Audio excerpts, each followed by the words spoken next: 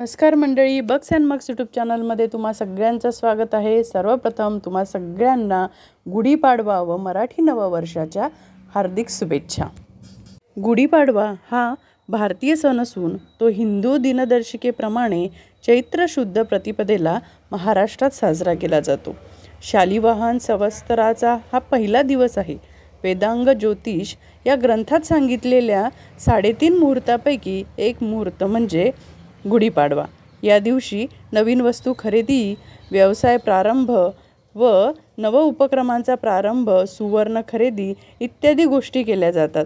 दारी उभारलेली गुढी हे विजय आणि समृद्धीचे प्रतीक आहे असे मानले जाते। गुढीपाडव्यापासूनच राम जन्मोत्सवाच्या कार्यक्रमाला सुद्धा प्रारंभ होतो। गुढीपाडवा म्हणजे ब्रह्मदेवाने विश्वाची निर्मिती केल्याचा दिवस। हिंदू पौराणिक कथेनुसार भगवान ब्रह्मदेवाने देखील या दिवशी दिवस, आठवडे, महिने आणि वर्षाची ओळख करून दिली। दरम्यान दुसरी आख्यायिकेनुसार राजा शालिवाहनचा विजय देखील गुढीपाडव्याला साजरा केला जातो, कारण तो पैठणला परतल्यावर त्याच्या लोकांनी गुढी किंवा ध्वज फडकावला होता। दुसऱ्या पौराणिक कथेनुसार भगवान श्रीरामाच्या काळात दक्षिण भारतावर राजा बळीचे राज्य होते।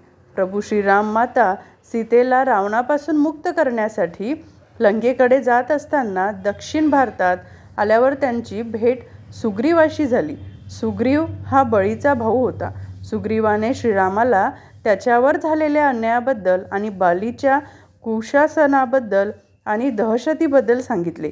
यानंतर भगवान श्रीरामांची बळीचा वध करून लोकांना त्याच्या दहशतीतून मुक्त केले। तो दिवस चैत्र महिन्यातील शुक्ल पक्षातील प्रतिपदेचा दिवस होता। यानंतर दक्षिण भारतातील लोकांनी आनंदात विजयाचा ध्वज फडकवला आणि घरोघरी रांगोळी काढून आनंद साजरा केला। तेव्हापासून आजही दक्षिण भारतात गुढी म्हणजेच विजयाचा ध्वज गुढीपाडव्याच्या दिवशी फडकवला जातो। हा दिवस विजय दिवस म्हणून साजरा केला जातो।